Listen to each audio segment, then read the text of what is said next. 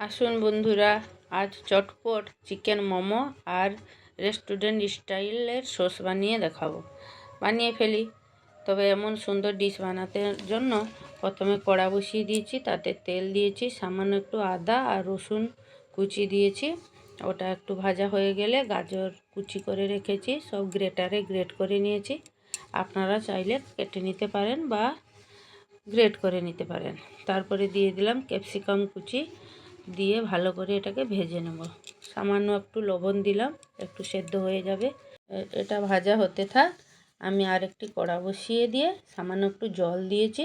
জলে রসুন আর পেঁয়াজ টমেটো ফালা ফালা করে কেটে আমি দিয়ে দিচ্ছি। একটু লবণ দিয়ে ওটা ভাজতে থাক, যেহেতু চাটনি বানাবো। এদিকে আমি পেঁয়াজ কুচি দিয়ে দিলাম একটু বেশি পরিমাণ, সঙ্গে পেঁয়াজ পাতা এবং ধনে পাতা কাঁচা লঙ্কা কুচি দিয়ে তারপরে চিকেন কিমা দিয়েছি। হলুদ আর লবণ দিয়ে ভালো করে এটাকে সেদ্ধ হতে দিব। পরিমাণ মতো গোলমরিচের গুঁড়া আর সয়া সস দিয়ে আমি ভালো করে শুকনো শুকনো করে ভেজে এটাকে তুলে রাখবো। পুর আকারে ভেজে নিয়েছি। এবারে ময়দাটা আগে থেকে মেখে রেখেছিলাম, নুন আর জল দিয়ে এটা মাখা, আলাদা কিছু দিইনি। এবার লেচি কেটে নিয়েছি। এবারে ময়দা সহযোগে আমি এটাকে বেলে নেব। গোটা কয়েক আগে থেকে বেলে নিয়েছি। এবারে পুর ভরবো। পুর ভরার আগে আমি 4-5টা জল দিয়ে একটু ভিজিয়ে নিচ্ছি, যাতে ময়দার সঙ্গে ময়দাটা লেগে যায় এবং না খুলে যায়। এবার পুর দিয়ে আমি ভালো করে এটাকে একটা শেপ দিয়ে নিচ্ছি। আপনারা যেরকম মোমো ডিজাইন জানেন সেরকম করবেন। আমি 2-3 রকম জানি, এই একটা দেখালাম। আর একটা ডিজাইন করে দেখাচ্ছি। ময়দাটাকে ওইভাবে পুরটা নিয়ে একধারে কুচি কুচি করে নিচ্ছি, শাড়ি কুচির মতন। কিছু অর্ধেকটা হয়ে গেলে আমি বাকি একটা অংশ নিয়ে জুড়ে দিচ্ছি, যেহেতু জল লেগে আছে জুড়ে যাবে।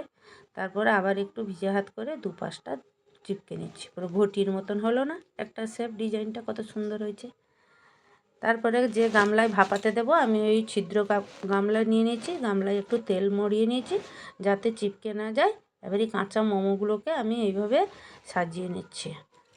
এবার হাঁড়িতে একটা জল বসিয়ে দিয়েছি। আমি জলটা অল্প একটু দিয়েছি যাতে ভাপটা উঠে। 10 মিনিট ভাপিয়ে নিয়ে ওটা আমি ঢেলে ফেলবো। এদিকে আমার টমেটোটা গরম জলে সব কিছু সেদ্ধ হয়ে গেছে, আমি নামিয়ে রেখেছিলাম। ওই জল ছাড়া আমি ওটাকে আবার পেস্ট বানিয়ে নিলাম। তো পেস্টটা করা হয়ে গেলে আমি কড়াইতে তেল দিয়ে একটু লঙ্কা গুঁড়ো দিয়েছি কালারের জন্য, দিয়ে ওই পেস্টটা ঢেলে দিলাম।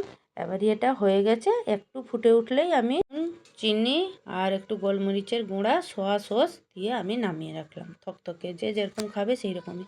এবার দেখুন পরিবেশনের পালা। পরিবেশন করছি। দেখুন তো পারফেক্ট হয়েছে না? রেস্টুরেন্টের মতন। একবার হলেও যখন তখন ইচ্ছে করলে বানিয়ে খান, একবার হলেও খান, ভালো লাগবে। টাটা।